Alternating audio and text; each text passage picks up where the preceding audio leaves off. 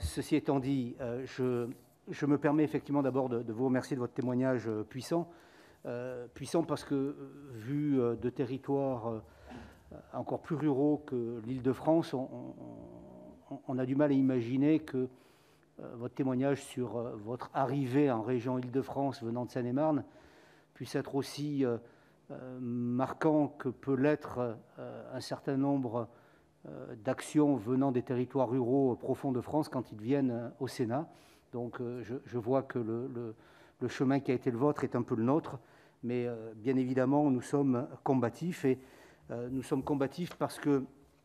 je crois qu'il est important que le principe d'égalité homme-femme puisse être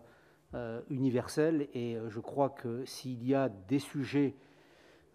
qui méritent encore des progressions d'action en zone urbaine sur cette thématique, cela est également vrai dans les zones rurales. Il a été évoqué à plusieurs reprises la question de la représentation dans les conseils municipaux. Je n'y reviendrai pas. Tout a été dit principalement. Le sujet aussi important, et j'aimerais également avoir votre avis, Madame Badré, c'est la représentation au niveau intercommunal, puisque de plus en plus d'actions et de politiques publiques structurantes se mènent dans les intercommunalités, et la question aussi de la parité et de l'égalité dans les exécutifs intercommunaux pose question probablement par le verrou qu'il s'agit de déverrouiller selon des modalités encore à imaginer sur la représentation des communes les plus rurales de moins de 1000 habitants, puisque par définition, si les conseils municipaux ne sont pas paritaires, il est difficile ensuite d'instaurer la parité totale dans les exécutifs intercommunaux par ce déséquilibre fondateur de la représentation du bloc communal, d'une part, et d'autre part parce que il me semble aussi que, et je m'en entretenais il y a quelques jours, hier matin, avec les cadres de la délégation, les cadres salariés de la délégation, on se rend compte que finalement les études sur les femmes et l'entreprise de manière générale, et les femmes et l'entreprise dans les zones rurales, et l'entreprise dans les zones rurales, c'est essentiellement de l'agriculture, de l'économie de services, du commerce, de l'artisanat, mérite d'être exploré. Parce que, vous l'avez dit vous-même, si nous avons des difficultés d'égalité homme-femme, cela tient essentiellement, principalement, à des inégalités salariales, des inégalités de revenus, d'accès à l'emploi, de mobilité, d'éducation, d'accompagnement des politiques de la jeune enfance, qui ne favorisent pas l'accès à l'autonomie, et l'autonomie par le travail et par l'autonomie financière que cela génère. Donc, je pense qu'il y a dans notre travail, je m'adresse aux co-rapporteurs, probablement un focus particulier à faire sur l'entreprise et sur l'engagement professionnel, qui me paraît être un élément aussi à explorer en termes de meilleure connaissance en zone rurale des blocages à l'emploi, même si un certain nombre d'éléments ont été évoqués. Je souhaiterais également dire un mot sur finalement la manière dont les femmes en zone rurale accèdent à la responsabilité. Il a été dit tout à l'heure de manière très juste que les femmes étaient très présentes dans les milieux associatifs. Je pense qu'il y aura un focus à faire également sur les responsabilités dans ces milieux associatifs. Participer est une chose, diriger, impulser les orientations associatives,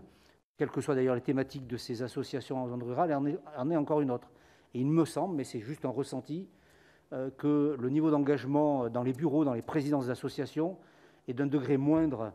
du côté des femmes que du côté des hommes dans les zones rurales. Donc, mais c'est peut-être une mauvaise idée,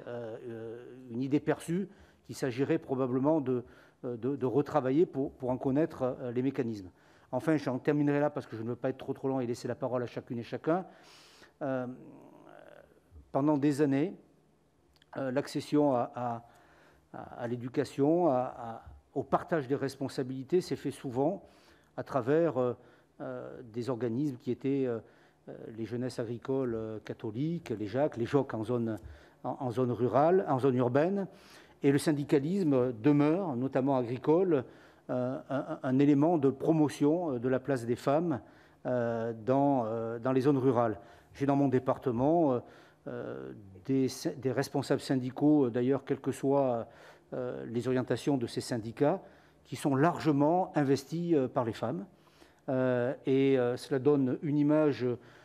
positive, un engagement constructif pour les causes défendues, que de voir effectivement des jeunes femmes prendre du temps. Et j'ai constaté, notamment lors du dernier renouvellement municipal,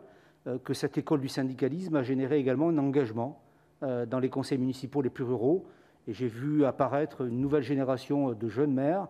issus du mouvement syndical agricole, prenant des responsabilités dans les communes rurales. Donc la question, c'est toujours finalement l'éducation partagée à la responsabilité, le milieu associatif, le milieu syndical, les milieux aussi de représentation professionnelle d'artisans peuvent être, je pense, des creusets sur lesquels peut prospérer des éléments de progression sur l'égalité homme-femme dans les zones rurales.